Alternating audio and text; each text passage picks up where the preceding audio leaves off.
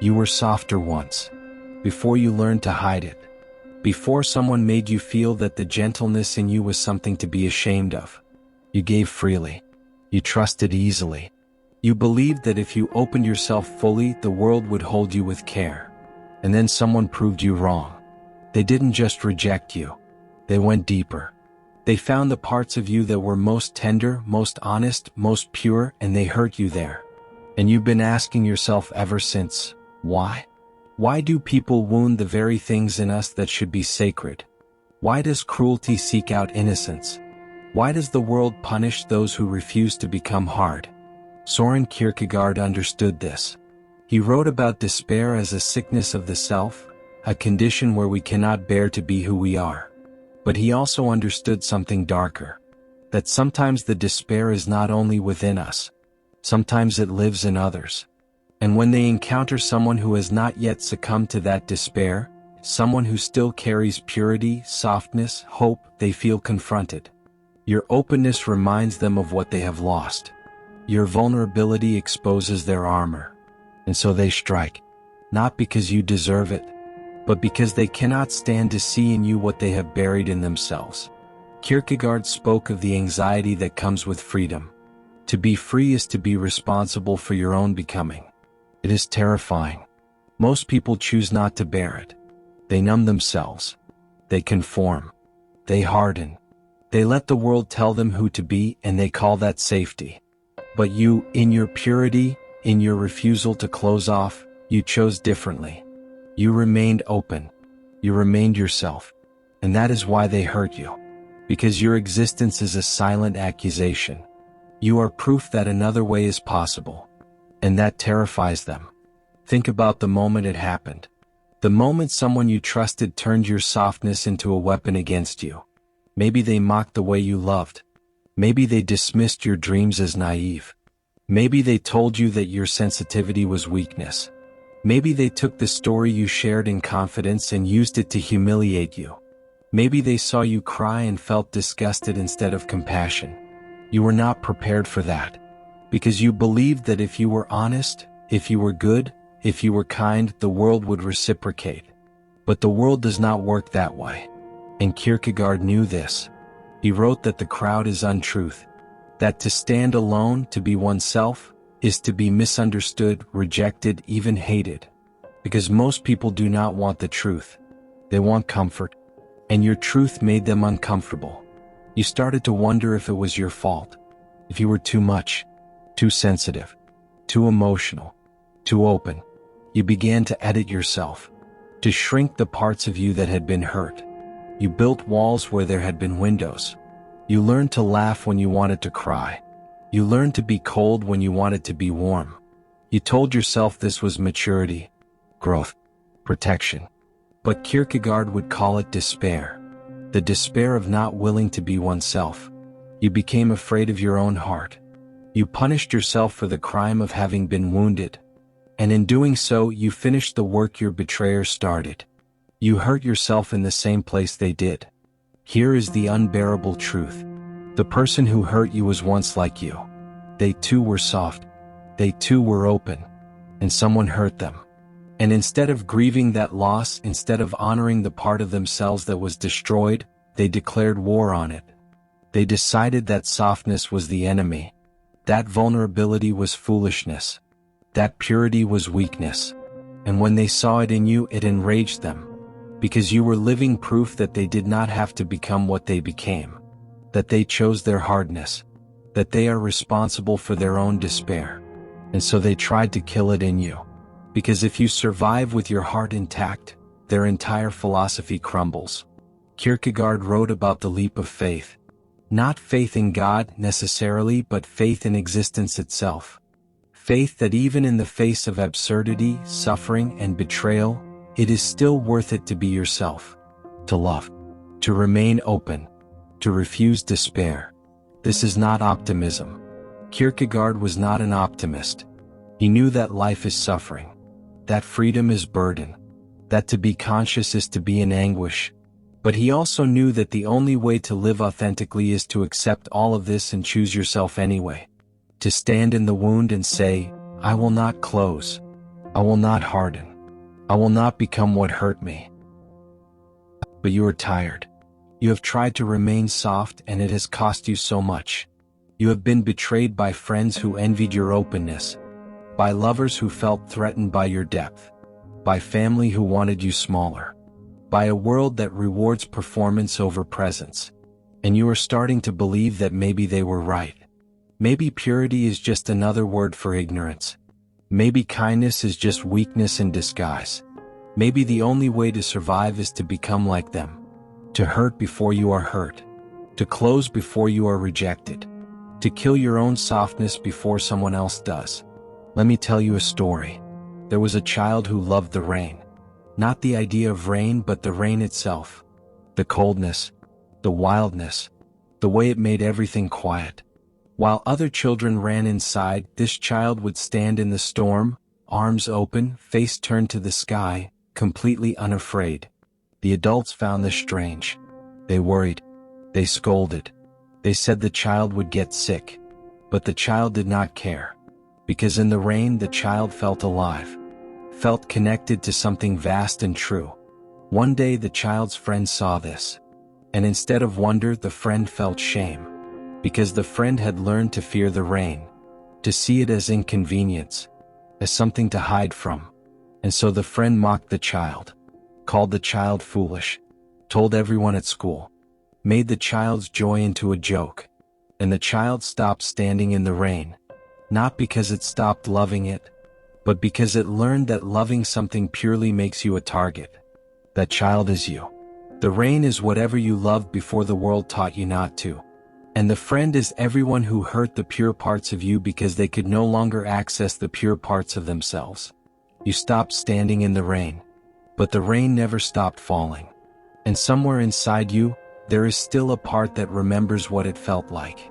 To be unafraid. To be open. To be yourself. Kierkegaard believed that the self is a relation that relates itself to itself. That we are constantly in the process of becoming who we are. And that despair happens when we refuse that process. When we try to be something we are not. Or when we refuse to be something we are. You are in despair right now. Not because you were hurt. But because you have accepted the verdict of those who hurt you.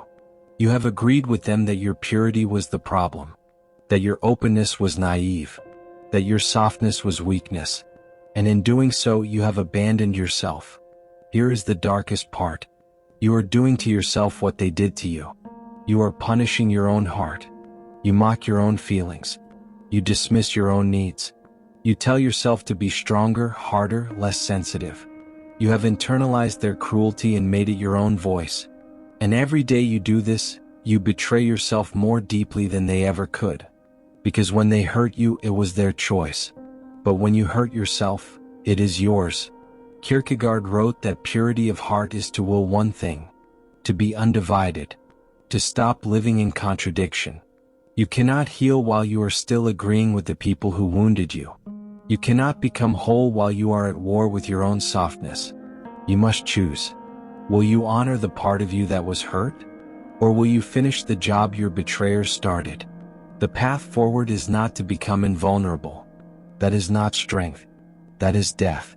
The path forward is to grieve. To feel the full weight of what was taken from you. To rage at the injustice of it. To cry for the child you were, the one who stood in the rain, who loved without armor, who believed the world was safe. That child did nothing wrong. That child was not naive. That child was brave. And you owe it to that child not to become the enemy. Kierkegaard said that the greatest danger is not that we aim too high and fail, but that we aim too low and succeed. You are aiming too low. You are trying to survive. To be acceptable. To avoid further pain. But survival is not life.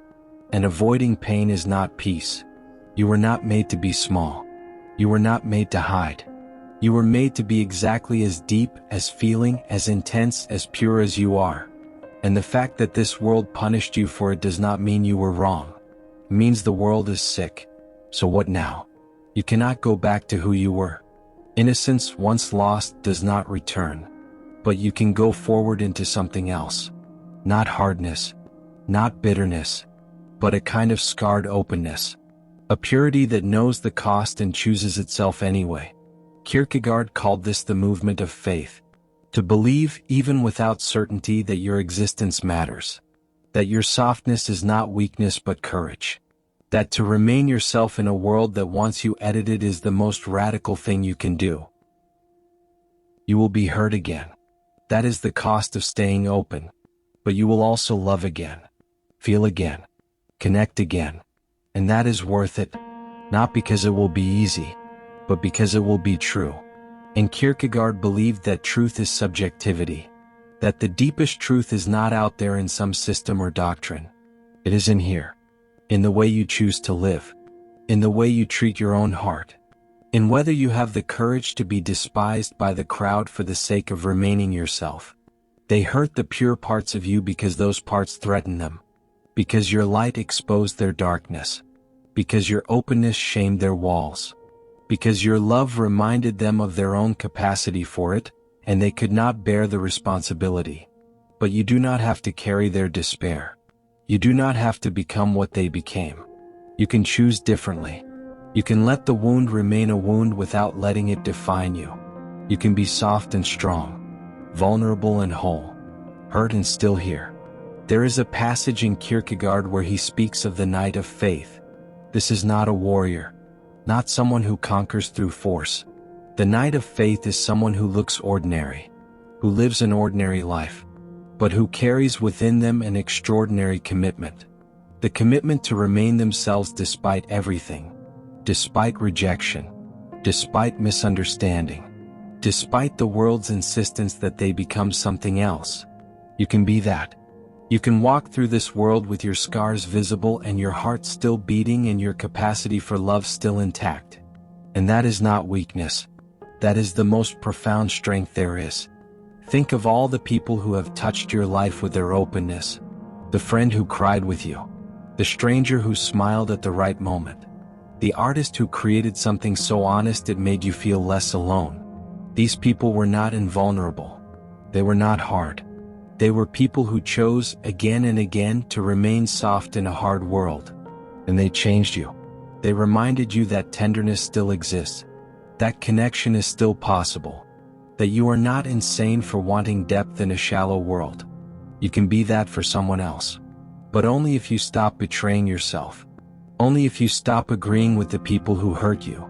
Kierkegaard wrote that life can only be understood backwards, but it must be lived forwards.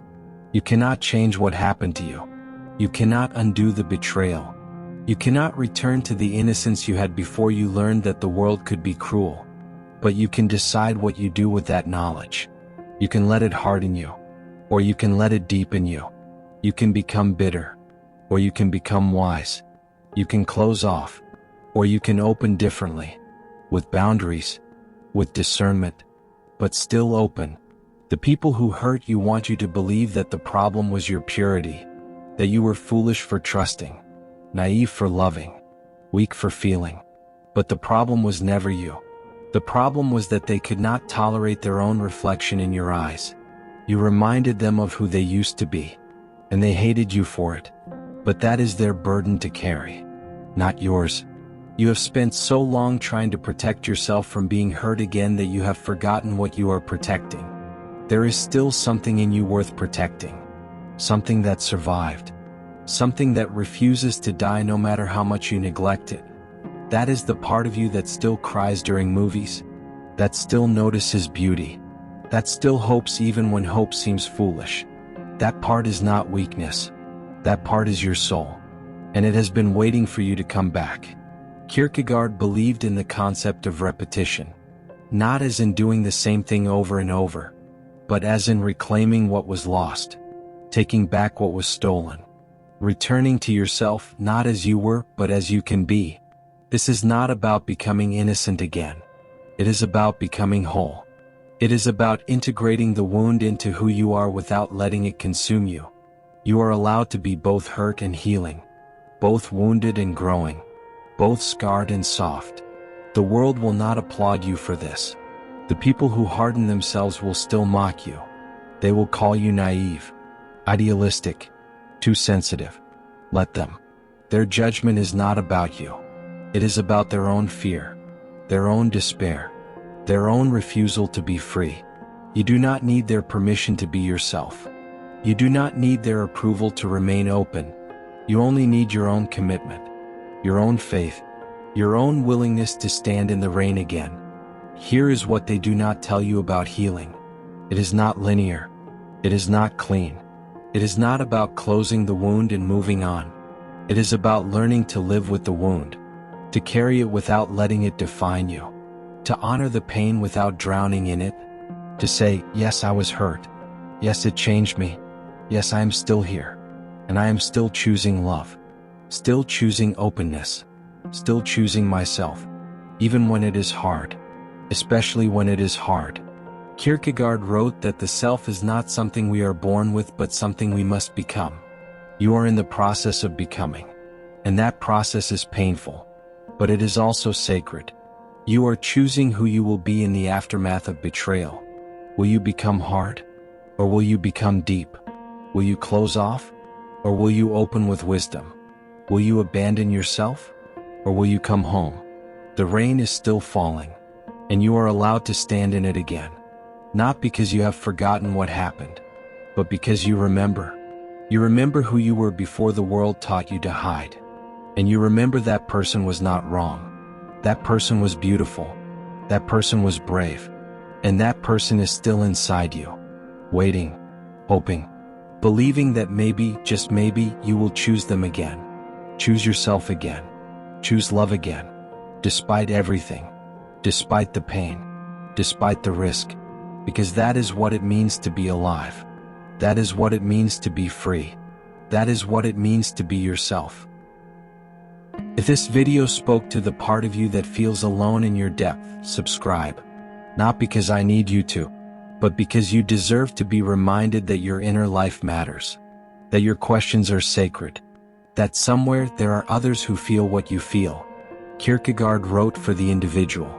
For the one who stands apart from the crowd. If you are that person, if you refuse to numb yourself, if you choose honesty over comfort, then you belong here. Subscribe as an act of faith. Faith that your existence is not madness. Faith that your sensitivity is not weakness. Faith that you are not alone.